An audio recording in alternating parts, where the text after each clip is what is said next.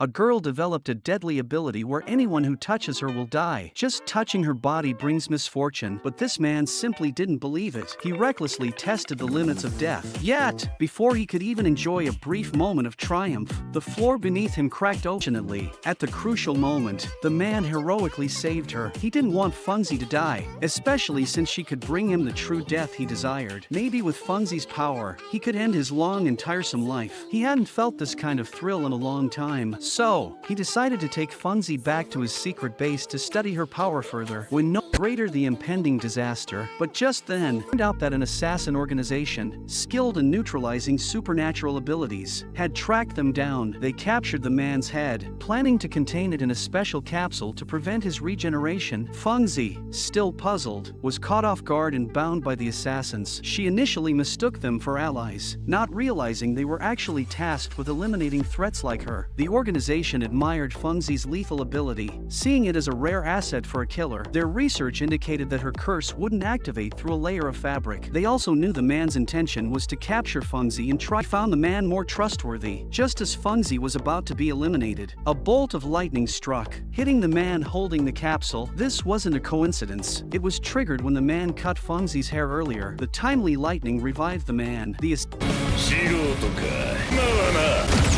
leader of the assassins remained calm, holding Fungzi hostage. He threatened the man, demanding he decapitate himself without regenerating if he wanted to save Fungzi. The man, surprisingly, complied, believing it to be the happiest day of his life. He threw his head to the assassins. Fungzi was deeply moved by his sacrifice. To save him, she decided to create an even greater misfortune. After this life-threatening ordeal, the two realized their true feelings for each other and decided to stay together. Taking the art of courting disaster to the extreme. How twisted can it get? Just for this purpose, he insists on using the girl for his unfortunate experiments. If a mere wave can summon a meteorite, then something like OOXX, with extensive skin contact, could easily lead to the destruction of Earth or even a cosmic explosion. Although Fungzi's body has great potential, she has no desire to be the male protagonist's tool for seeking death. But if she does nothing, it's clear she'll be manhandled. So, she thinks of the affection meter. As for actions like kissing, it's not just something for parents. It could also be because dentures are terrifying, leading to her grandfather twisting his ankle, a minor injury. He passed away 3 years later, but due to the time difference, it's not considered her fault, meaning, the higher someone's affection for her, the greater the scale of misfortune. If she indulges in fantasies and weird actions, she'll forever despise the male lead. Then, he'll be stuck in a half-baked misfortune, living a half-dead, stinky life. Listening to her talk is like hearing a sermon. It seems to make sense. The male lead knows what he must do now. So, he takes Fungzi to the armory to fight the management organization anytime. He's prepared all over the world. Of course, he also made a set for Fungzi. As for why it's described as madness, it's to deal with those people from a few days ago. They manage organizations for unknown abilities like theirs. To them, Fungzi and the male lead are subjects to be managed. There's likely to be a second wave of attacks today. Their organization also has humans with similar unknown powers, who are deniers of this world's rules. Though there's no chance of winning, they must be prepared. In fact, the male lead was captured once 50 years ago. For the next 10 years, he was toyed with in a research facility. If Fungzi gets captured, they'll first confirm the rules of misfortune. They might even chop off fingers to investigate if the effect still exists when the body is separated. It's still possible to escape now. So, they embark on a journey of escape. Unexpectedly, an accident still happens. The other side seems to use instant teleportation, something he saw 50 years ago. Although the male lead draws his sword, the robot's speed is too fast. A punch smashes the motorcycle. Fungzi intended to check on him, but something strange happens. She's pushed away by a man in a bizarre posture. Both the male lead and Fungzi are captured successfully. They prepare to execute them. However, at the crucial moment, the male lead escapes by spraying blood through regeneration. Just when he thought he had the upper hand, the opponent simply squeezes his hand, and the male lead's movement stops abruptly.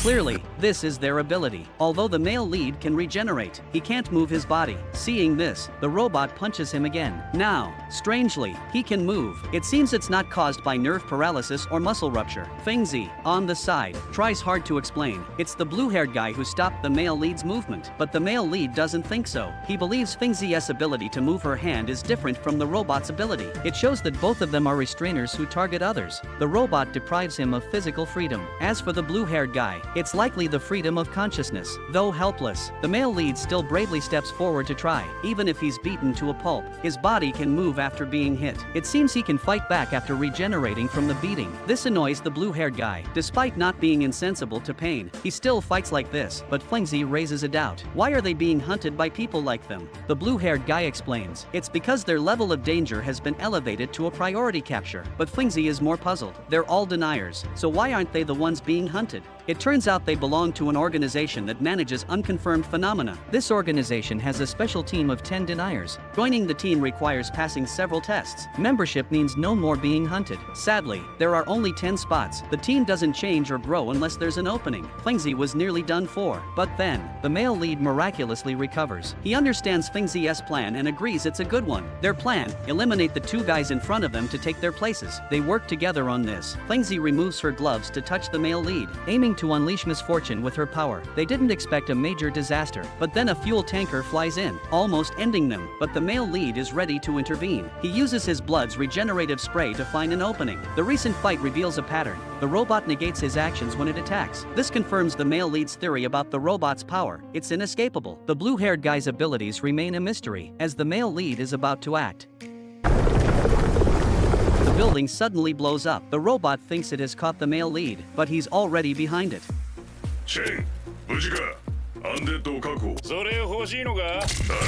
別にいいけどよ。俺たパーツは30秒で消えるぜ。逆に言えば30秒残るってことだ。だな、不可避。パーツバレット、ちぎれかけの部位を異性の力で押し出し放つ。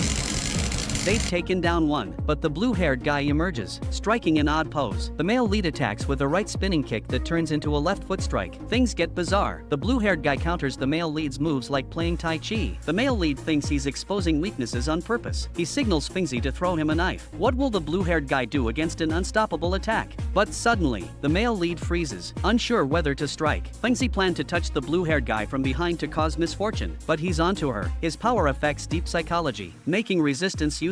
The blue-haired guy then offers a choice, as a spot has opened up. The male lead immediately offers his spot to Flingsy and chooses to return to the research facility. He won't die easily as long as Flingsy lives. Realizing this, Flingsy changes her mind. She angrily discards her coat, telling the blue-haired guy not to look. She's determined to achieve her lifelong dream, as Flingsy is about to fulfill her dream. The blue-haired guy laughs uncontrollably, moved by their deep love. He suggests killing another team member. Success means they'll be recommended for the team. They'll face pursuit along the way. Motivated by this, the male lead is re-energized. Their next stop, Russia. They start with a frantic run, then board a yacht prepared by the male lead. They rush non-stop to a Russian port and then take a jet. There, they recruit the male lead's old comrades to strengthen their forces. Finally, they ambush by a lake, waiting to eliminate their target. The plan seems flawless, but the reality is expected to be tough.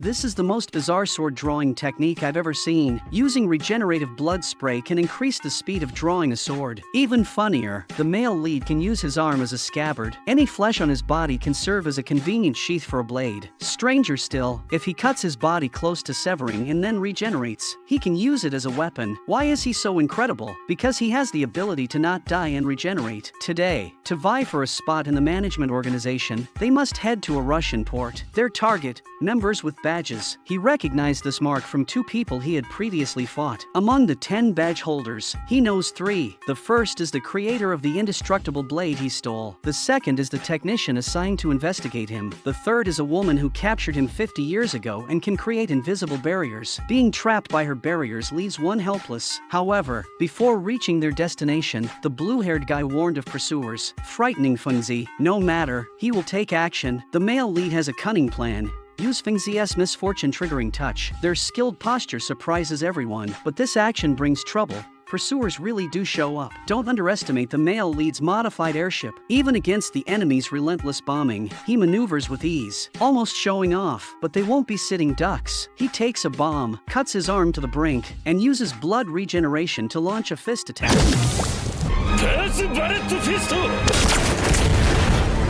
Though they deal with the pursuers, to be safe, he can also use Flingsy touch-induced misfortune, but as they speak, a satellite launches a shockwave, blasting their airship to bits. The immortal male lead is fine, but unfortunately, Fengzi is pinned under the wreckage. If left unattended, she's in danger, so he stuffs his severed arm in and uses rapid regeneration to eject the debris. Fengzi is rescued, but there's no time to think. The male lead instructs her to stand up and raise her hands high. Another wave of enemy fighters is approaching. Their surrender is a feint, buying time to test a recent experiment. He wants to know if Fengzi's misfortune can be controlled. Will alone won't do, but he can predict it. From recent experiences, he knows her misfortune is triggered by nearby objects, like lightning when cutting hair or meteorites falling during a kiss. These events forcibly pull distant objects closer, meaning these actions are of great value to Fengzi. If there's no equivalent misfortune material nearby, equivalent misfortune can occur. If his theory is right, a big event is coming. It seems logical, but nothing happens. But then, something odd occurs. Fengzi finds her bra shifted outside. Turns out, the male lead thought the bra was in the way of chest compressions, so he moved it aside for CPR.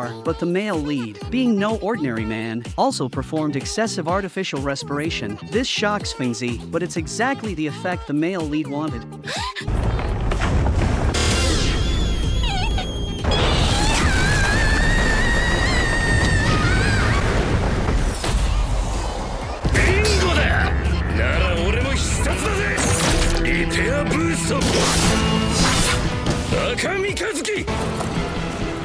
This is his proudly mastered sword drawing technique. I wouldn't believe it if he said he hadn't practiced it privately for at least 2.5 years. Though they're about to crash, fortunately, they didn't slice through the cockpit. Defying expectations, they seize control of the enemy fighter. Just as they're confidently preparing to head to Russia, the fighter sets off a 10-second delay self-destruct mechanism after being stolen. No choice left. The male lead ejects with Fengzi, once again experiencing a flight like the wind. But there's no need to worry about dying from a fall. He learned landing techniques during his mercenary days, specifically the 5-point landing method.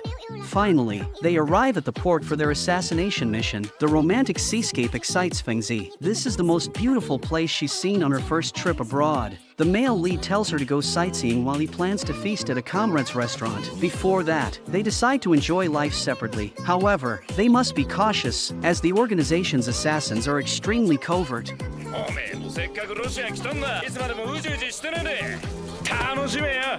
While Fengzi wanders aimlessly, she encounters a girl painting. Hearing the local accent, Fengzi is thrilled. It's a moment of fellow countrymen meeting abroad. Tears in their eyes, the girl invites Fengzi to paint together. Time flies, and by evening, their paintings are complete. This marks Fengzi's 4th day with the male lead. Feeling he has led her out of darkness, her constant pain from being unable to change and her suicidal tendencies ceased with his arrival. Change, it turns out, isn't so bad. Moved by her words, the girl slowly walks towards the sea and does something astonishing. She slices a large chunk of the sea, making it float. At the critical moment, the male lead dies. Her name's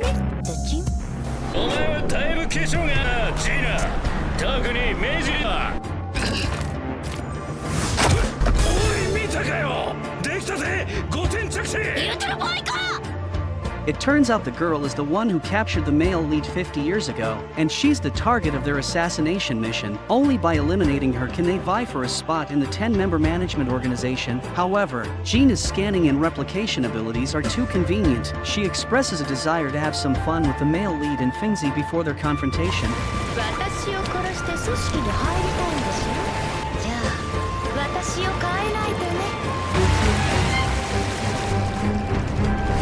Having an immortal body is truly incredible. The man never cares about his body in battle. Not only that, he creates bizarre moves using his body. Impressive. His elegant actions leave the two women dumbfounded. The next second, blood appears as if it costs nothing. The lead greets her with a slash, but Fengzi finds it strange that Gina still looks as young as a 16-year-old after 50 years. Hearing Fengzi's praise, Gina is overjoyed. The male lead immediately reveals the truth. Gina is actually 66 years old. Her youthfulness a result of the organization's anti-aging technology. He's quickly silenced, as age is a woman's secret. But the male lead won't just comply. He confronts Gina head-on. Seeing their close relationship, Gina's expression changes. She's known the male lead for 50 50 years longer than Fengzi. Since capturing him, she's been hopelessly in love with him, far from resenting her. The male lead is grateful for the opportunity to be studied to death. If not for the full membership of the management organization, she would have broken out of prison to be with him. Luckily, the male lead's chaos with Fengzi revealed his whereabouts. Before Gina caught, she hopes the male lead will join alone. However, he refuses to leave Fengzi behind. He needs to understand Gina's ability rules. Though flash grenades can disrupt her vision, they can't break her damn barrier. There's no time to think. Her attacks are too fast. The male lead must flee while gathering information. But don't worry, he's about to start his strategy to understand her denial ability. From the recent events, he deduces, first, the lake water solidifies. Second, she uses telekinesis to lift the water. Third, she creates invisible barriers and stairs. If her ability is object hardening, maybe his indestructible blade can cut through it. Before he can analyze further, Gina throws shurikens. The male lead is sliced in half but seems to know something. Despite his thoughts, Gina quickly captures him. She thinks it's time to give up on Fengzi, but the male lead won't easily abandon her. No matter how fate changes, he's determined Fengzi is his woman. He won't let her die before him. Hearing this, Gina is infuriated to the extreme. She's ready to repeat what she... But the male lead makes a shocking move. He swallows the grenades, then catapults his head into the sky. Using rapid regeneration, his exploding body causes blood to rain down. This is to test Gina's ability to change the shape of objects. He believes her invisible attacks are denials of air changes. Now, he slips into Fengzi's clothes. The two are pressed together in a bizarre position, making Gina jealous. She didn't expect Fengzi to seduce the male lead with her breasts. Angry, Gina slices the surrounding trees with her hand blades. By sacrificing his legs, but Gina relentlessly continues her assault. In mid-air, the male lead sees that the hands in the air are visible. Now he has a strategy to deal with her. The key is breaking through Gina's air barrier. While the male lead ponders, Fengzi notices something odd. Despite her anger, Gina only walks, not runs. Hearing this, the male lead instantly understands how to break the puzzle. Before the male lead could regain his senses, countless rays shot out from the sky. He dodged the attack but nearly lost his life.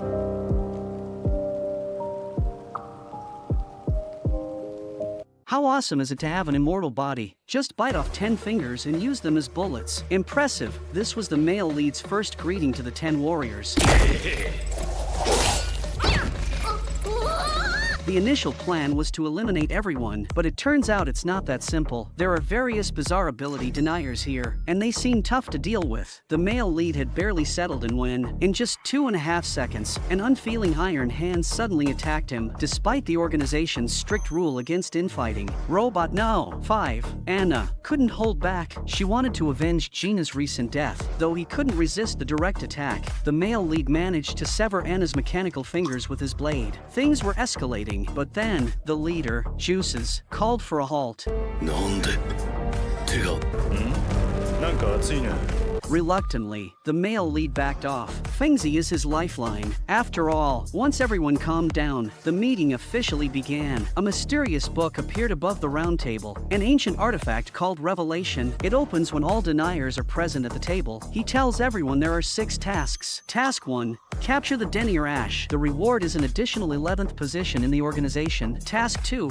Capture Devour. The reward is the location of Indestructible. Task 3. Subdue Talkative. The reward is the unification of all world languages. These are urgent tasks involving subduing and capturing deniers, with rewards for completion, but there's only a month to complete them. Failure to complete all tasks will result in the addition of Denier Galaxy as a punishment. Though confused, the male lead tells Fengzi to remember everything. Juices asks Nico, No. 8, to analyze the tasks against their data. After 0.25 seconds, he concludes they can complete the first 3 tasks, prioritizing the capture of Sparkle to increase the organization to 11 members. The last task is too risky due to scarce data. Juices orders everyone to focus on enhancing their strength and prioritizing the first 3 tasks. Fengzi, holding Gina's clothes, questions if they must complete these tasks even if it means getting severely injured. Like Gina said, even with effort, the world can't change. Juices explains that if Earth undergoes too many truth additions, like gender, language, race, death, and disease, punishments will increase. So, they must take on these challenges to gain rewards and strengthen their ranks. They need to capture powerful individuals for use, aiming to one day kill the creator hidden in the book, the so-called deity. If Fengzi has doubts, she can aim to become the top seat, simply outperform Juices to take her position and command everyone. Easier said than done, but the male lead doesn't care for these complexities. He grabs Revelation, demanding the most challenging task. This baffles everyone. The male lead is not to be underestimated. He bites off his hands on the spot, and even Shen, from China, can't help but laugh. Revelation assigns the task of capturing Collapse, with 3 participants, besides Fengzi. The male lead also chooses Shen. Before Shen can react, Revelation registers them. Shen's subordinate, Mu, changes Fengzi into the organization's uniform. Fengzi thought Mu would join them, but without a badge, she can't participate. She sincerely asks Fengzi to take care of Shen. Meanwhile, the male lead suddenly appears, accidentally colliding with Fengzi. The next second, chaos ensues, and the male lead is left naked. Shen is exasperated. To embark on a mission, they must wear uniforms, ties, and badges. The uniform is incredibly sturdy, bulletproof, and blade-resistant. The tie works as a card in all public institutions and can translate uncommunicable languages. The badge is essential for participating in tasks. With this equipment,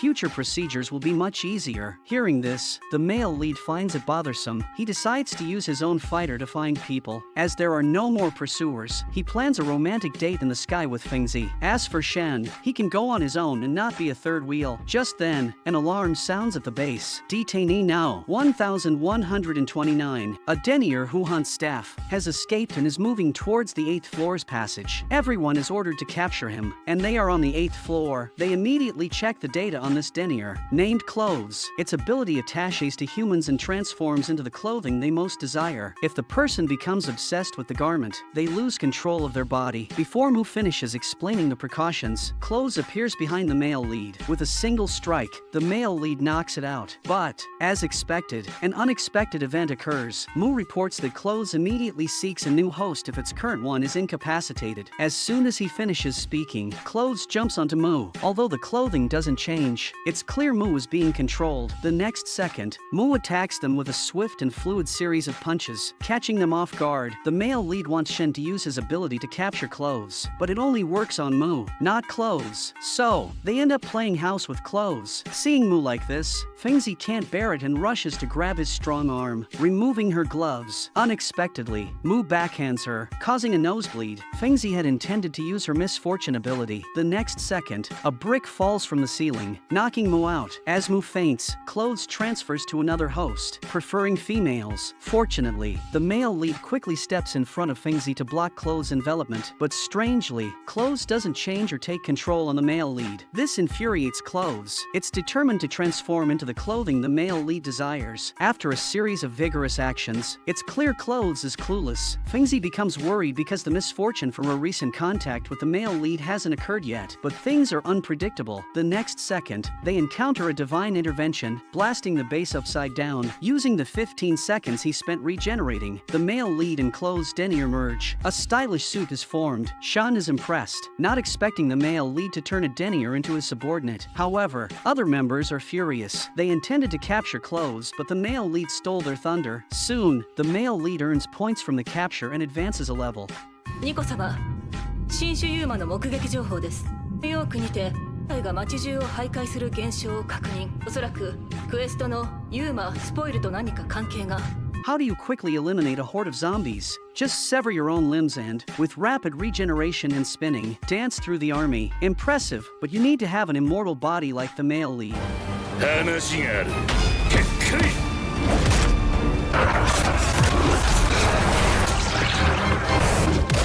赤英月。 Recently, after joining the organization, the male lead and Fengzi chose the most challenging task, capturing the denier Collapse. Fully equipped, they drove to Nevada in the United States. Based on current intelligence, they discovered wandering corrupt corpses in New York, attacking locals. The organization identified these corpses as originating from a place called Longing. Fengzi, unfamiliar with the area, was confused. Then, Blue Hair appeared and explained that Longing is a rural area in the United States. Blue Hair, feeling left out out of the three-person mission, had secretly followed them. Kind-hearted Fingzi invited him to join. Moved to tears, Blue Hair tried to enter the vehicle but struggled due to the speed. Nevertheless, he managed to get into the cockpit. Blue Hair knew quite a bit about collapse, which literally means causing decay and destruction, though it's unclear why it traveled 400 kilometers to New York from Longing. That's the likely source. Collapse is creating zombies there. After 2.5 days, they arrived at a prison-like place, presumably the source. Blue Hair advised caution, but the male lead, who loves to act on his own, fired a rocket launcher without a word. As the smoke cleared, the barrier gate opened, and hordes of zombies rushed towards them. This gave Blue Hair a headache, but the male lead was only concerned about whether they could be reverted to normal. Assuming it's impossible, he didn't hold back. He floored the accelerator, telling everyone to buckle up and shut their mouths to avoid biting their tongues. This was his fastest way to break through the zombie horde. Thankfully, the truck was indestructible. After 2.5 seconds of crushing, they broke through the wall. よーく聞け。これからお前ら全員ぶっ殺す。すごいね、君の彼氏。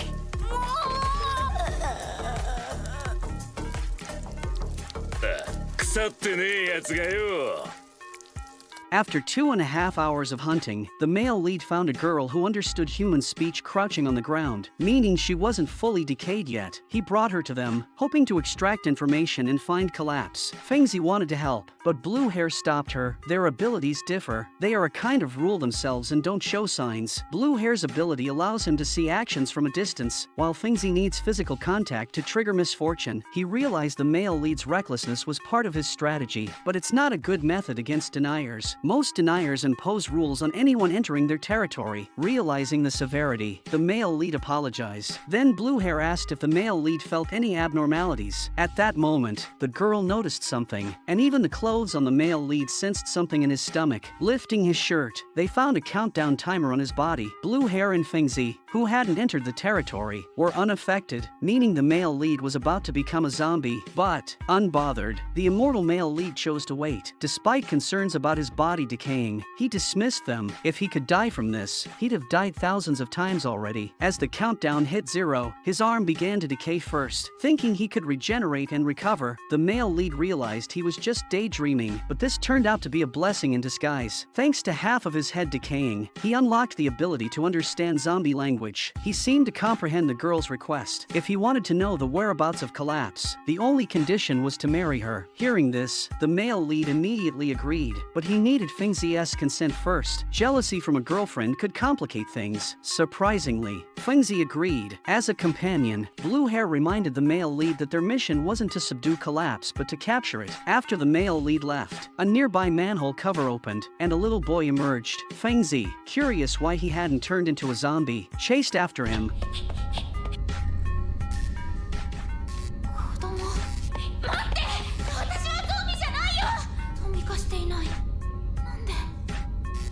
早く助けないと。 Though she wanted to help, Blue Hair pulled her back. Anyone entering the territory would be cursed to become a zombie. The boy, holding a gun, accused them of being bad people who turn others into zombies. Seeing the children's distrust, Fengzi risked it all and turned into a zombie to embrace the boy. Left with no choice, Blue Hair did the same. Then, countdown numbers appeared on their bodies. Meanwhile, the male lead dressed the girl in a beautiful wedding gown and held a wedding in the church. The girl thanked him, saying wearing this wedding dress was her lifelong dream. She felt fulfilled and hoped the male lead would liberate them, that is, to kill these tortured souls who couldn't die in the mastermind behind it all. She pointed towards the priest. Though the organization's mission was to capture, the male lead couldn't ignore the girl's plea. It turned out the priest was Collapse in disguise.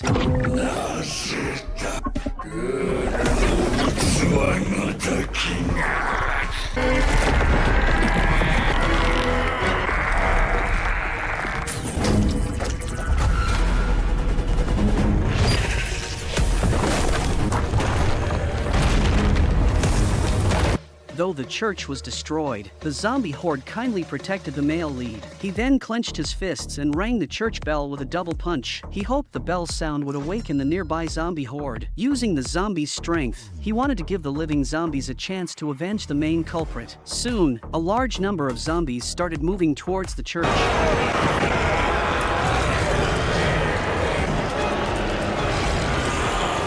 How ruthless can the male lead be? To defeat his enemy, he actually commands zombies to touch his girlfriend, causing misfortune. The moment they make contact, they become moving bombs.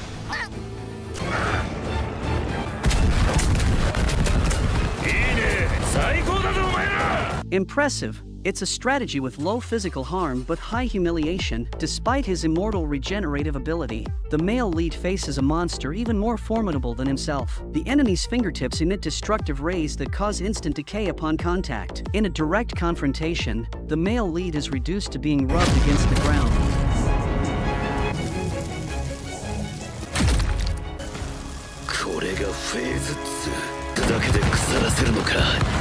Just recently, Fengzi learned the truth in the cellar with the children. One day, a black sphere suddenly appeared in the town, turning all the residents into zombies. With countdown numbers appearing on their stomachs, they recounted the entire incident. Protected by their teacher, who stayed above while they hid in the cellar, the teacher declared she wouldn't die until she found a handsome husband to marry. She told them to think of their future dreams whenever they felt sad, as that would prevent decay. At that moment, a little girl started crying, her countdown nearing its end. A boy comforted her with the teacher's words, talking about the girl's dream of opening a flower shop and the teacher's love for sunflowers. This lifted the girl's spirits, and they noticed the countdown numbers on her stomach starting to increase. This was their method of survival in the cellar, preventing them from turning into zombies. They pinned all their hopes on Fengzi. Meanwhile, the male lead's battle with Collapse above was fiercely intense. Fighting alongside the teacher was heroic, but the attacks seemed weak. Emerging from the cellar, they found a surprising scene. The male lead was fighting alongside the zombies, creating a stunning visual. Though the zombies were essentially heading to their doom, it was better than living in decay. Perhaps this was the male lead's way of showing care. To go all out, the male lead handed the teacher over to Blue Hair. Seeing the teacher in a wedding dress, Fengzi felt a whirlwind of emotions. The teacher's dedication to the children was truly noble. Just then, a zombie bumped into the female lead's face. As it was about to bite and gnaw at Collapse, a signboard suddenly fell behind it. Seeing this, the male lead had a cunning idea. He changed his battle plan, directing the zombies to touch Fengzi, who was wearing a red hat. In this way, with the misfortune brought by Fengzi, the moment they touched Collapse, they would become moving bombs. Hearing this, the teacher was the first to rush forward and embrace Fengzi, indicating her willingness to perish with the enemy. She felt the teacher's helplessness. Moved yet reluctant, she still took off her gloves and touched the teacher, choosing to fulfill her wish. Without hesitation, moment of her life, getting married in a wedding dress to a handsome husband, even if it meant dying. Even as Collapse grabbed her and crushed her body, it couldn't stop the arrival of misfortune. Suddenly, Collapse lost its balance, and the ground exploded and burned. However, these attacks still couldn't defeat the enemy. To create more moving bombs with misfortune, Fengzi touched the zombies in the crowd, stacking the misfortune buff. Before Collapse could adjust its stance, the zombies swarmed and stuck to it. Although the explosions were small, after 2.5 minutes of relentless bombing, they might have caused some damage to Collapse. But then, a problem arose. The countdown of their curses was nearing its end. If they didn't find a solution quickly, they too would become zombies. So, the male lead decided to abandon the capture and kill the enemy. However, as soon as he spoke, Collapse used a star-absorbing technique, intending to devour all life here. Fortunately, the male lead grabbed the two and escaped. After the dust settled, Collapse, having devoured many zombies, underwent a transformation. This was its ultimate complete form.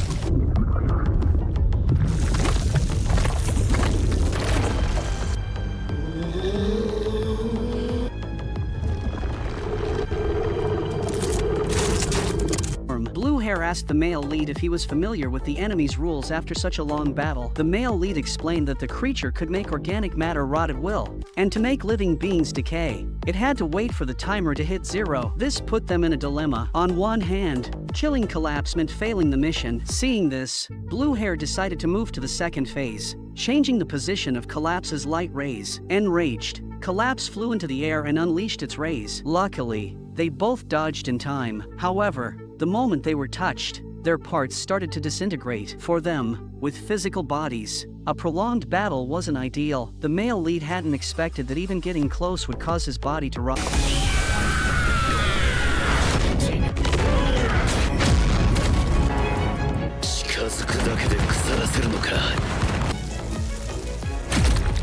Collapse also discovered his regenerative ability. With the speed of decay it caused, The male lead couldn't regenerate fast enough. Watching the male lead lose his ability to move, Collapse turned its attention to Fengzi and Blue Hair, implying they would experience the beauty of decay. Seeing this, Blue Hair said he had something to take care of and left first. Even if he escaped the range, the countdown on Blue Hair wouldn't disappear. He then started to brainwash Fengzi. He explained that before his birth, the world was already stagnant. It was he who brought decay and change, a process that involved struggle and growth. He believed this was the necessary truth, but only humans saw him as evil and refused to accept him. He mocked humans as mere flesh bags not living past 100 years. Why be so persistent? Hearing this, Fengzi countered, arguing that humans use their innate bodies to search for their dreams. Without dreams, what's the difference between them and salted fish? How could they let the rules he created destroy all this?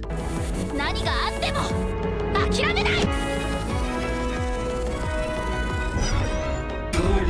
This is the most explosive male lead I've ever seen. To defeat the monster before him, he awakens a personality sealed 100 years ago, with terrifying power that defeats the enemy in just one move. Impressive, but, like the male lead, you need to have an immortal body. Recently, the trio faced an unprecedented crisis. Getting close to the monster caused their bodies to rot. Luckily, Blue Hair came to the rescue. The reason Blue Hair was unharmed in close combat was that he learned Collapse's rotting field radiated from its body. If he could just turn his head back, he would be invulnerable. This time, he brought an ancient Chinese artifact, the Rui Jingu Bang, which can extend and retract at will. With センジャー如意棒だ最勇気だ。なさっさと出せ。アンディさんのおかげで使ったんです。そうそう。シェシェ。 Jingu Bang, things got easier, but strangely, he couldn't move. Despite wanting to, Blue Hair had another ability. If the enemy entered his line of sight and planned an action, it would backfire. In other words, the enemy's intended actions would be reversed. Although this weakened the enemy, capturing it was still a challenge. No worries. Blue Hair knew its weakness, extracting its core, but the problem was getting close to it. He asked the male lead to quickly find a way to block the rotting ability. Easier said than done. This infuriated Collapse, who questioned Blue Hair's absurd ability to manipulate with just one eye. Seeing the enemy's frustration, Blue Hair enjoyed it. As for blocking the rotting ability, the male lead thought it might be bacteria in the air needing moisture, so reducing air moisture could work. He pinched Fengzi's belly, earning a slap, but it was to use her misfortune ability. Suddenly, the ground cracked, and the male lead fell in, not what Fengzi had in mind. Taking advantage of Blue Hair's distraction, Collapse stirred up a dust storm with its wings to obscure Blue Hair's vision. Although he resisted, he didn't know the enemy's next move. At that moment, Fengzi had a brilliant idea. The universe is a vacuum with no moisture, meaning no rotting. Sending it to space could block its ability. Blue Hair had a way, but they had to endure rotting before reaching space. He asked the male lead to remove the card stuck in his forehead, unlocking memories sealed for hundreds of years, enabling him to withstand rotting. Without hesitation, the male lead did it. Blue Hair then threw the Rui Jingu Bang to the male lead, who located the enemy's position from the assistance report. As Collapse charged its rays, the male lead used the Rui Jingu Bang to capture Collapse and himself into space, also tossing his card to Blue Hair. Fengzi worried, knowing removing the card could drive the male lead insane. In just 2.5 minutes, they were fighting in outer space. Collapse, unaware of the male lead's power, had rotting ability and rays that disintegrated everything. But these attacks couldn't harm the male lead. Regenerating, he transformed into a Super Saiyan, his other form after removing the card. Thus, the opening scene unfolded. Using his severed fingers, he regenerated and summoned 2 clones.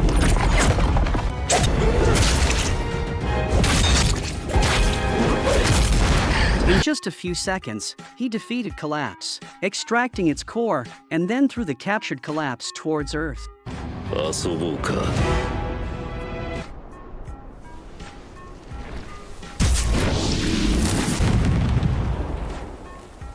As his arm reached Earth, the male lead instantly repaired his body, but he seemed like a completely different person with colliding stance. The male lead asked what year and month it was, surprising Blue Hair. It seemed this person had regained his sealed memories. Blue Hair was intrigued, but then felt a headache coming on. He wouldn't let the original personality come out again, determined not to let the male lead seek death anymore. Thinking of this, he felt Fengzi was responsible for the unfortunate change in the original personality.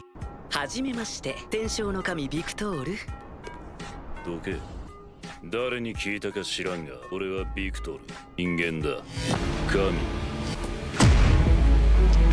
This was the first time Blue Hair was addicted. The man's consciousness not only surpassed his ability but also anticipated Blue Hair's defense. Impressed by Blue Hair's ability to exchange a few blows, he then launched his fingers, knocking Blue Hair to the ground. Fengzi approached and touched him, but something felt off. No misfortune occurred, which was unusual compared to past experiences. However, Fengzi didn't want to give up. She loudly called out Andy's name, pleading for the male lead to return, fearing they'd never have the chance to fall for each other if she died here. But there was no response. The man believed in the absolute truth, but Blue Hair countered it. The battle with Collapse showed him the potential of humanity. Although he lost, he still wanted to continue fighting the man. But first, he had to fulfill two promises with the male lead. The first was to protect Fengzi. Then, spinning rapidly, Blue Hair approached the man and used the legendary Iron Mountain Lean, buying more time. The second promise was to defeat himself. Then the sky split open, and the organization's people were teleported in. Blue Hair believed they could stop the man, but the man was eager to witness their abilities. The man was still exhilarated from the fight.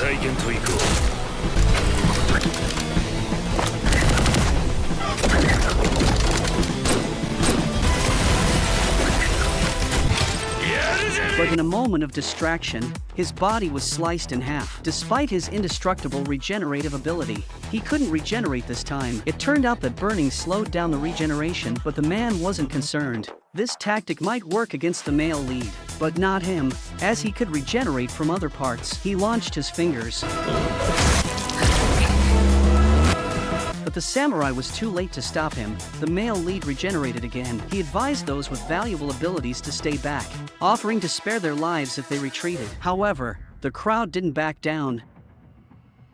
Protagonist, who has regained his war god persona, displays an array of incredible abilities. He can now turn each of his fingers into clones that can fight independently. Furthermore, punishing recovery ability is almost defying the natural order. The 9 power users find themselves unable to handle him. To revert the protagonist to his original personality, the female lead chooses to kiss him again. In the past, her kiss would at most summon a meteor, but now it turns the entire town into a target for a meteor shower.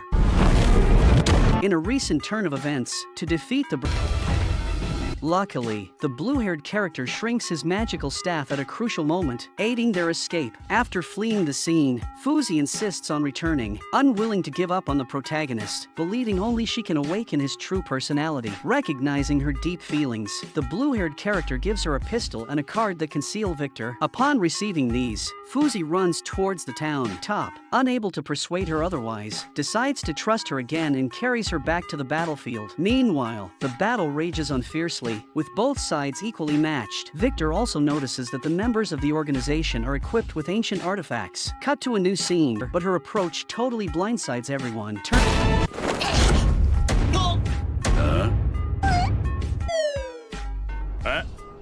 Turns out, Fuzi's big plan is to get up close and personal, really close. Actually, only by sticking close to him can she trigger a massive wave of misfortune, regardless of how much he dislikes it. The plan? Wait for Victor to be at his weakest, then pop the card into his noggin. How long this will take? Even Fuzi's not sure, but the boss.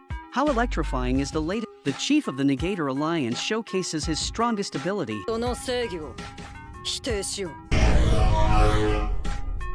Aliens, leading dozens of spaceships, invade Earth. However, in the face of the chief's absolute justice, this so-called righteous invasion turns out to be a futile effort. The leader couldn't have anticipated that in just a moment of distraction, their spaceships would start destroying each other. The invasion was over before it even began. The Earth's chief's negation ability is simply otherworldly.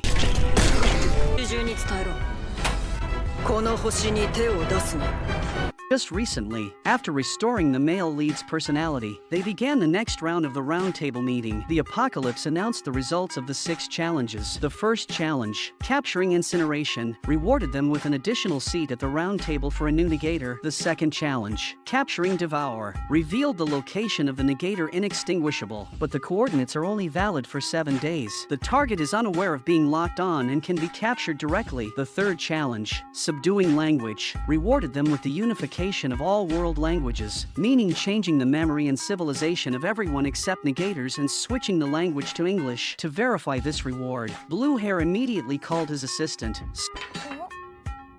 我今天想祝你做的点心可以吗？ Surprisingly, the assistant couldn't understand Mandarin anymore, confirming the unification of language. The fourth challenge, capturing Bygone, revealed the coordinates of the ancient artifact rebel. The fifth challenge, capturing Collapse, revealed the location of the negator incurable. Fengzi was thrilled. This meant the male lead could finally find someone who could kill him. However, the sixth challenge, capturing the negator invisible, failed, and they had to accept the punishment. According to the male lead's information, all who went to investigate Invisible were killed. Found bound and bled out in remote areas, he feared Invisible had already been captured by Incurable. As they didn't complete all 6 challenges, they were punished with the addition of a galaxy. The apocalypse then spat out a model of the galaxy, astonishing everyone with its size. After viewing it, the chief called Leap, whose ability is to teleport people anywhere they were to go to the location where the galaxy appeared. The added galaxy, with its truth, would change the world. Overcoming this punishment would be their biggest challenge. Landing in Australia at one of the largest rock formations, the boss revealed that this added punishment could lead humanity to extinction. The change was about to begin. The sky soon showed the appearance of the Milky Way. The chief asked Nick to confirm the change location. According to the think tank's data, the galaxy is a collection of planets like Earth. In short,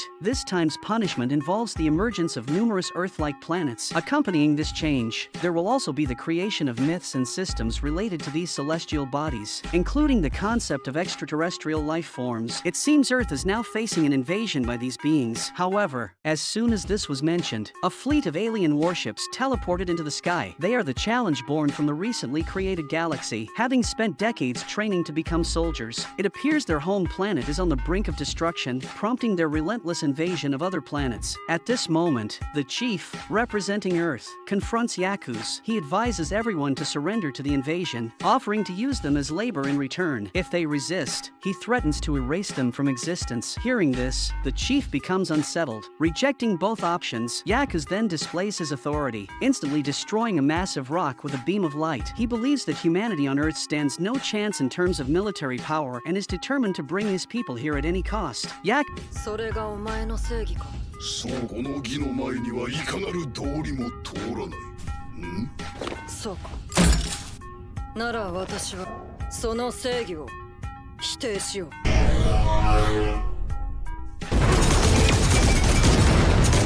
Is taken aback as he never expected his own warships to start attacking each other, ending the battle before it even began. Perhaps this is the consequence of his arrogance. The chief's ability is incredibly explosive, negating the invader's righteousness with just a word. She tells the male lead and Fingzi to observe closely. This is the punishment, although they avoided it this time with her ability. A slight misstep could lead to a deadly situation. This punishment is the 99th, meaning they can no longer afford anymore. The reason being, when they first discovered the apocalypse, they also found a stone tablet with 100 holes. Each punishment fills 1 hole, and now only 1 remains. The final punishment, Ragnarok, is extremely twisted. To protect Earth and prevent it from happening, they must accept the challenges given by the apocalypse. However, there's a problem. The apocalypse only opens when the round table is full, and now there's a vacancy for the 11th person. They must find a powerful negator to join within 3 months, or they will automatically face the final punishment of Ragnarok. This is their urgent task, to find the 11th person, as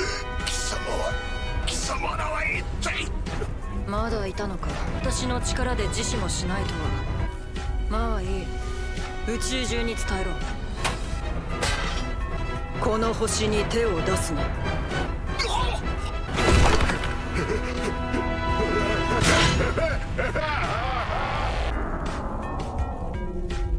The galaxy disappears. The chief announces a new mission, to capture Incurable. Hearing this, the male lead immediately accepts the task. If Incurable's ability is true, even a single strike could be fatal. For this mission, the chief arranges for Anna and Fingzi to accompany the male lead.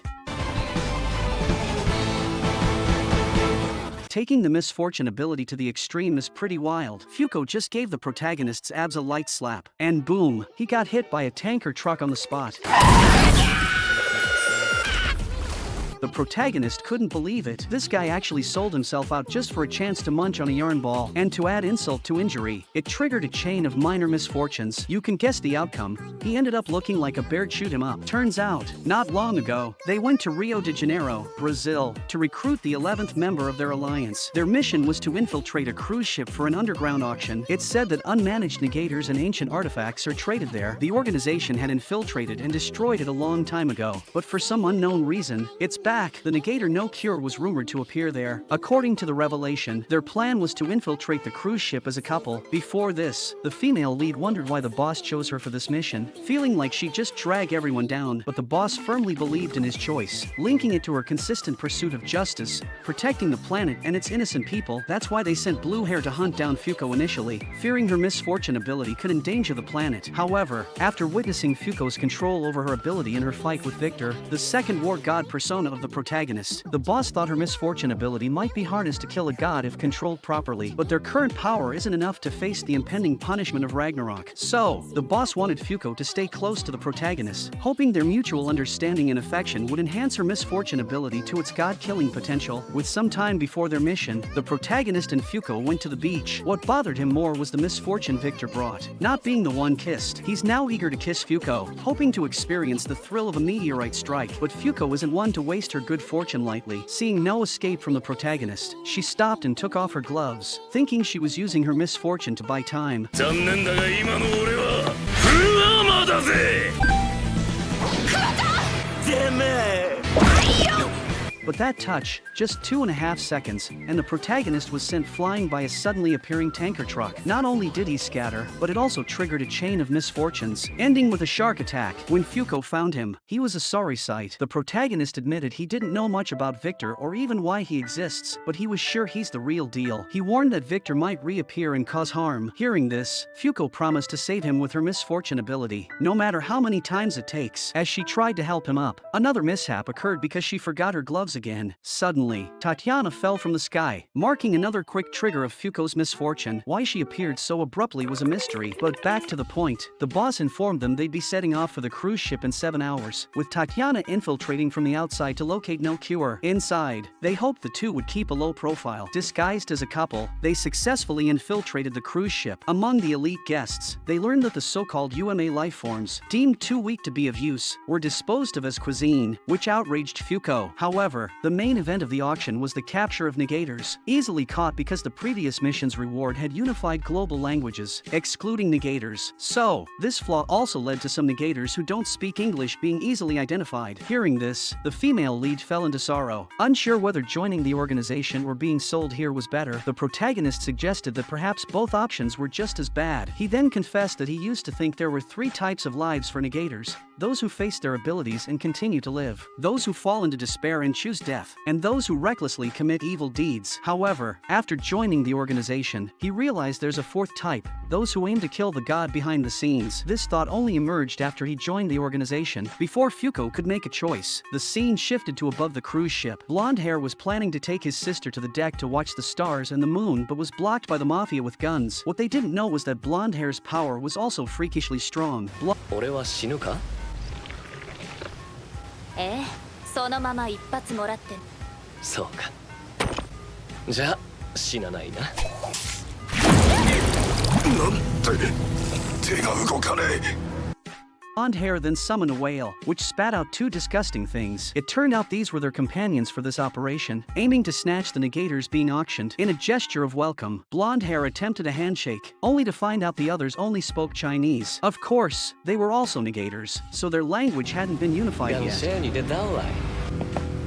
ブヤンラ。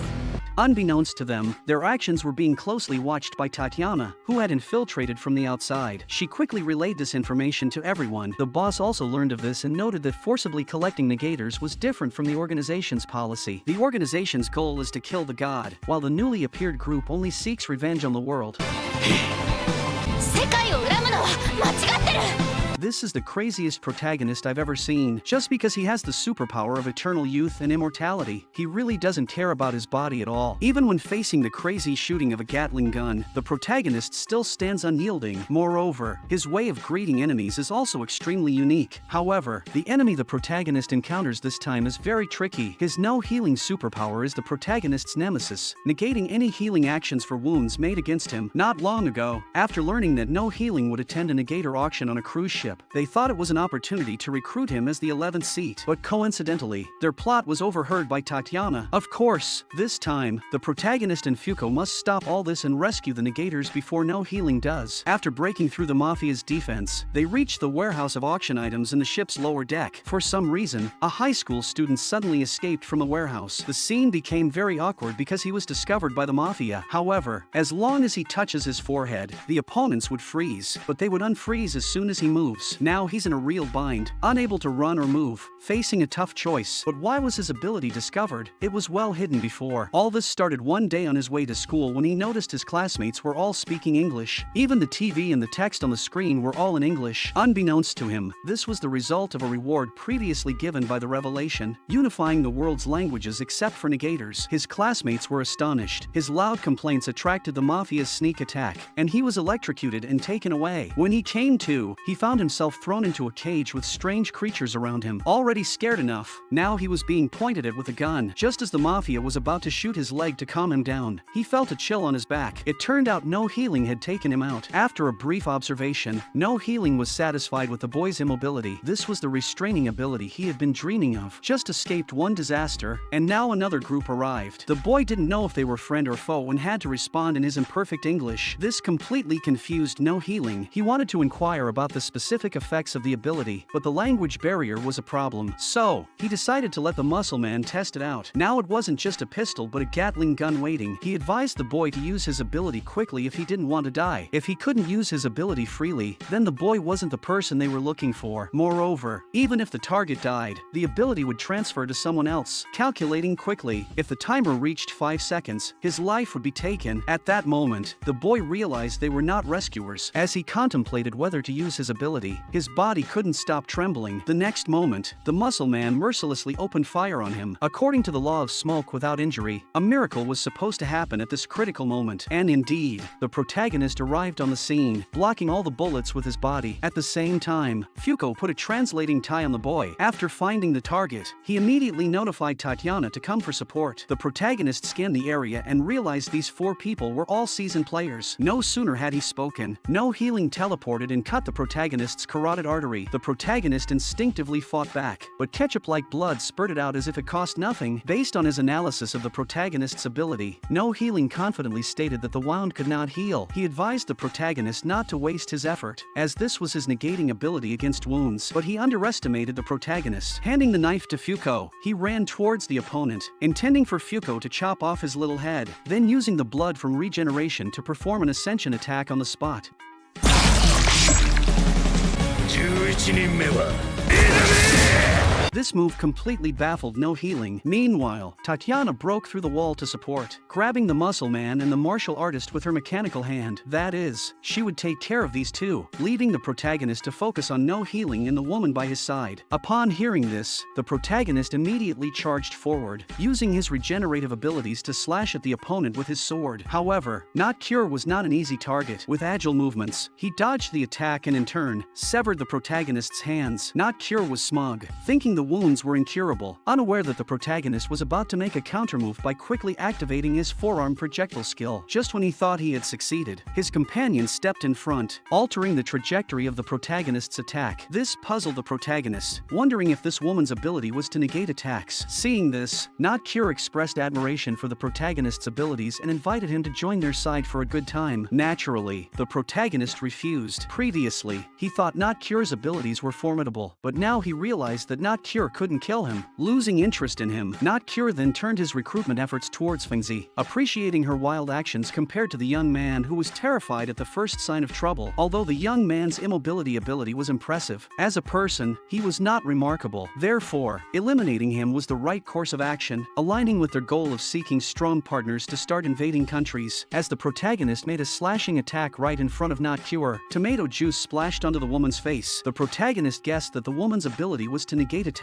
At this point, Not Cure began to lose patience and threw a scalpel towards the young man. The protagonist blocked it, but the scalpel still pierced his arm. In a critical moment, Fengzi stepped forward to block the scalpel with her body. Not Cure couldn't understand why Fengzi would protect such a useless person, predicting she had at most an hour to live. Seeing Fengzi in danger, the protagonist couldn't help but consider removing the card to call for a larger force to save the day. However, Fengzi still managed to smile, claiming she was fine and asked the protagonist to act as usual. Fortunately, the protagonist's rationality overcame his anger. At that moment, the mafia on the cruise arrived at the scene. Seeing this, Not Cure chose to flee, finding the outcome acceptable since he managed to eliminate a member of the alliance. The mafia mistook the protagonist for a negator hunter. Faced with their guns, the protagonist was in a dilemma. Any movement would prompt them to shoot, preventing him from protecting the two. The young man, feeling guilty, took off his jacket intending to help Fengzi stop the bleeding. Remembering Fengzi's sacrifices, the young man stood up, pleading with the mafia to call a doctor for treatment, only to be rewarded with a bullet. Terrified, he touched his bracelet, recalling his mother's words before her death. She had told him to cherish those who treat him kindly and to stand up for them in times of trouble. By doing so, they would become his unbreakable partners.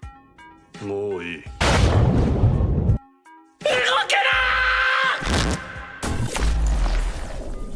お前能力がいいね。